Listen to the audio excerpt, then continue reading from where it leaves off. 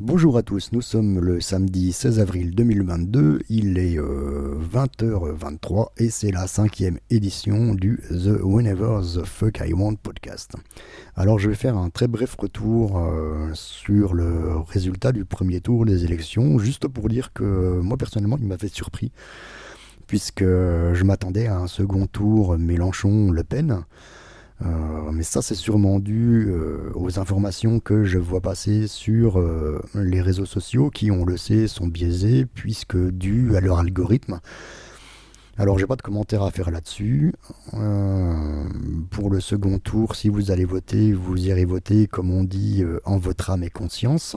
Mais c'est de cette dernière dont j'aimerais parler pour ce 5e podcast, à savoir la conscience, en me permettant au passage quelques analogies qui vont paraître ésotériques à certains, mais restez, hein, je vous assure, au pire ça vous fera rire, au mieux ça vous intéressera. J'avais parlé dans un des premiers podcasts de l'économie et j'avais fait une analogie entre l'économie et l'ego. Alors pourquoi est-ce que je disais que l'économie, c'est l'ego? Déjà, il faut définir l'ego. L'ego, c'est la représentation que nous avons de nous-mêmes. Et cette représentation de nous-mêmes, elle se base sur la conscience de notre environnement. Environnement construit d'informations. Alors, qu'est-ce qui donne conscience? Qu'est-ce que la conscience? Qu'est-ce qui donne conscience? C'est là qu'entre en piste l'ésotérisme dont je vous avais parlé, hein, je vous avais prévenu. Qu'est-ce qui donne conscience? C'est ce que j'appelle moi l'étincelle de vie qui donne conscience. Et cette étincelle de vie, elle produit de l'énergie qui, pour exister, doit transmuter.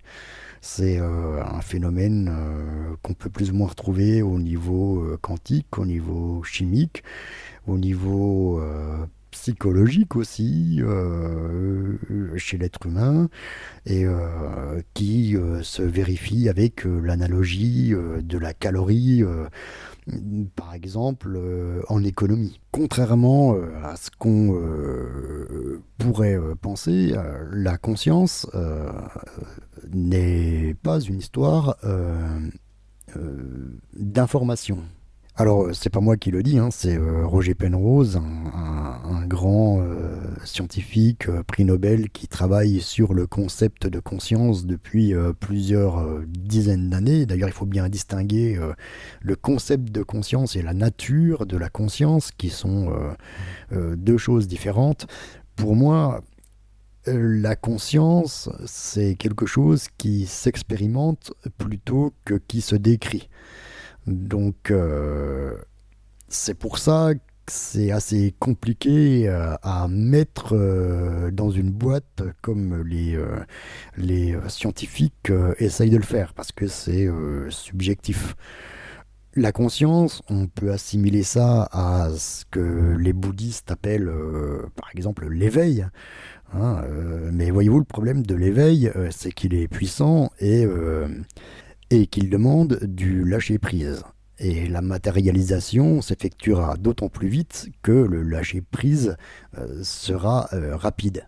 Mais le lâcher-prise, lui, n'influe pas sur la prise de conscience. Donc la conscience n'est pas tributaire, ou la prise de conscience n'est pas tributaire de l'information. Et donc l'information ne suit pas un modèle particulier. C'est pour ça qu'il est compliqué pour les scientifiques d'arriver à cartographier la conscience.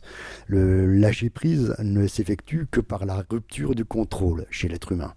Il doit se confronter à la matérialité pour finalement faire face à son impuissance et se résoudre à ses limites. Donc, c'est là qu'il y a crise et par conséquence renouvellement. C'est une version encore très primaire et basique, hein, de ce qui doit être, parce que c'est dans l'état du verbe être, hein, qu'il n'y a pas de mensonge. L'état, c'est la seule vérité.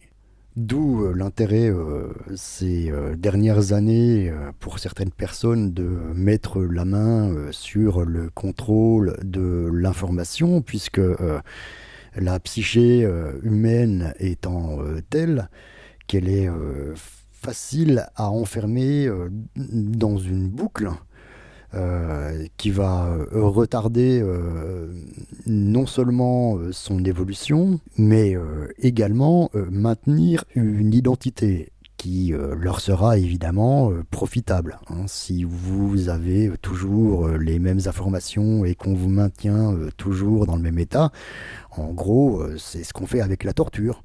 C'est quand on veut obtenir une information, on maintient un état de douleur physique et psychologique tel que la seule information qui devient importante aux yeux de celui qui est torturé, c'est celle qui va le libérer. Alors, ce contrôle de l'information, il joue évidemment sur l'identité, puisqu'on développe tous une identité. Dans l'idéal, il faudrait développer une identité qui soit bonne pour le collectif, et pas développer un collectif autour d'une identité. Bon, la vérité, elle se trouve sûrement entre les deux. D'autant plus quand vous avez des gens qui essayent de s'emparer ou de contrôler l'information. On ne peut pas prétendre au free speech et en même temps s'emparer des moyens d'information. Alors la bonne nouvelle dans tout ça, c'est que vu que la prise de conscience n'est pas liée à l'information et que l'information ne suivant pas de schéma particulier, enfin pas de logique particulière, ces tentatives sont vouées à l'échec évidemment. Voilà, c'est tout pour cette fois. Je pense que la prochaine fois, je parlerai sûrement un petit peu des États-Unis parce que j'ai pas mal de trucs à dire là-dessus, à moins qu'on se tape une bombe nucléaire sur la gueule ou une guerre civile après le second tour, allez savoir. Hein. Il y a un lien dans la barre de description vers notre page Patreon. Vous pouvez faire une petite donation, s'il vous plaît, madame, monsieur, une petite pièce pour manger. Et puis, à la prochaine fois. Ciao.